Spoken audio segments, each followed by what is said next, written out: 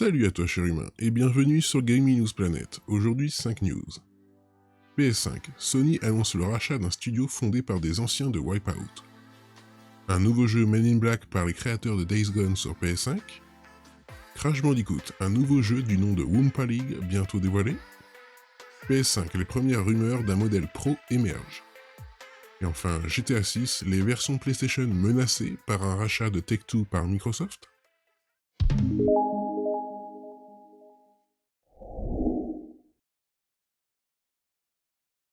On se retrouve sur jeuxvideo.com.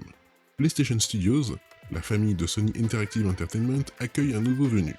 Il s'agit de Firesprite, studio anglais basé à Liverpool avec quelques productions à son actif. Regardons ça en détail. Si tous les regards sont tournés vers l'annonce du potentiel et probable rachat de Bluepoint Game par Sony, ce dernier a alors surpris son public cet après-midi en affirmant l'acquisition d'un autre studio auquel personne ne s'attendait. Il s'agit de Firesprite, une firme basée à Liverpool au Royaume-Uni. Cet emplacement n'est pas anodin puisque l'entreprise fut fondée en 2012 par d'anciens membres de feu Sony Liverpool, fermée cette même année et largement renommée pour être entre autres derrière la saga Wipeout. Malgré le savoir-faire des développeurs en la matière, ceux-ci auront finalement officié dans des genres bien différents. On doit à Firesprite plusieurs productions pour le compte de Sony, comme le jeu mobile Run Sackboy Run, issu de la franchise Little Big Planet, ou The Persistence VR. La société, qui compte aujourd'hui presque 300 développeurs, a également travaillé sur The Playroom et The Playroom VR, deux applications sur PS4 conçues par la team Asobi, et présentant pour la première fois le personnage d'Astrobot.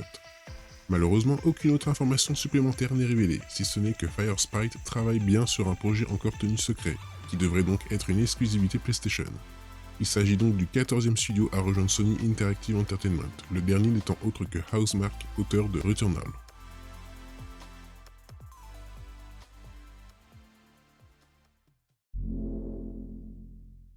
On se retrouve sur Jeux Vidéo Live. Depuis quelques heures, une rumeur laisse entendre l'arrivée prochaine d'un nouveau jeu Men in Black sur PS5, mais les indices sont très minces. Le studio de Sony, Bend, avait annoncé en juin dernier travailler sur une nouvelle licence en monde ouvert très prometteuse, après avoir lancé plusieurs offres d'emploi pour recruter des développeurs pour un jeu PS5. Les créateurs de Days Gone seraient-ils concentrés sur une adaptation de Men in Black ? La rumeur va bon train depuis ce matin, puisqu'un internaute a divulgué ce qui serait une capture d'écran du site de vente australien helpgames.com.au.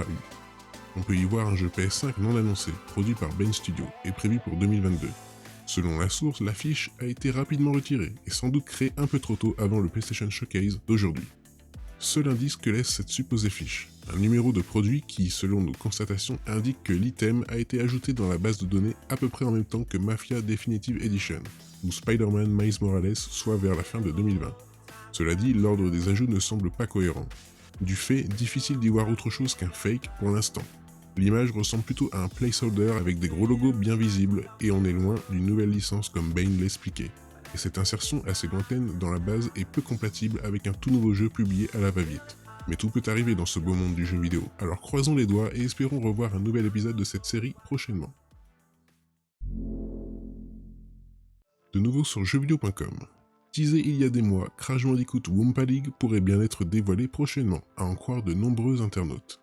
Maintenant que la franchise est remise sur les rails grâce à Crash Team Racing, Nitro Fueled et Crash Bandicoot 4 It's About Time, il se pourrait bien que notre cher marsupial revienne très prochainement, à en croire les rumeurs qui affolent le web en ce moment même. Certains streamers ont effectivement reçu une piñata de la part de Sony en référence directe à Crash Bandicoot. C'est notamment le cas d'un Français, dont la story a été immortalisée en screenshot. Surtout, Activision a donné pour consigne aux heureux élus de l'éclater aujourd'hui pour en connaître le contenu. Aujourd'hui, c'est justement le jour du 25e anniversaire de la franchise et le jour du PlayStation Showcase, au cours duquel de nombreuses annonces seront faites. Et il n'en fallait pas moins pour éveiller les soupçons. D'autant plus qu'une opération marketing similaire avait justement été opérée pour l'annonce de Crash Team Racing.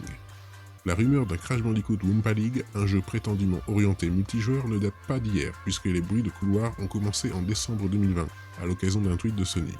Il ne reste de toute évidence plus que quelques heures avant de savoir ce qui se trame.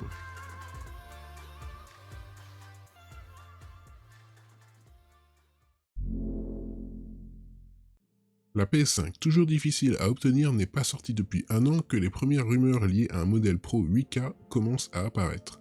C'est en tout cas ce que suggèrent nos confrères de WCC FTech. Selon Tom, de la chaîne Moore's Law is Dead, et dont les propos sont relayés par WCC FTech, Sony préparerait actuellement une PS5 Pro capable d'atteindre la 8K, avec une amélioration globale qui serait sensible à celle apportée à la PS4 Pro par rapport à la PS4, et un nouveau socket AMD. Cette PS5 Pro n'a absolument pas été officialisée par Sony, et les fuites suggèrent un lancement fin 2023 ou début 2024. Côté tarif, on table sur du 600 à 700 $. Mais là encore, ce ne sont que des rumeurs, suffisamment solides pour que le site spécialisé dans la tech s'en empare. Dans tous les cas, il faut prendre l'ensemble avec de grosses pincettes. Le coût estimé semble cohérent, notamment si on le met en parallèle avec le coût élevé des composants. De son côté, Microsoft prévoirait également une révision de sa série X, avec notamment une puce CPU-GPU gravée en 6 nanomètres. Cependant, Tom affirme qu'avec une nouvelle puce permettant d'atteindre la 8K et l'utilisation de la Fidelity FX Super Resolution d'AMD, les consoles pourraient dépasser les 300 watts, ce qui en ferait des consoles vraiment coûteuses à produire. Et enfin, toujours sur jeuxvideo.com.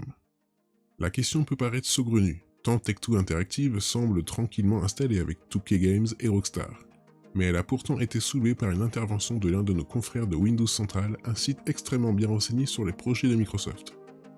En effet, Jez Corden, rédacteur en chef du site Windows Central, et RandAlter19, créateur de contenu spécialisé Xbox, ont récemment affirmé que Microsoft étudiait, il y a quelques mois encore, l'idée de s'emparer de Tech2 Interactive, et par conséquent de 2K Games et Rockstar Games.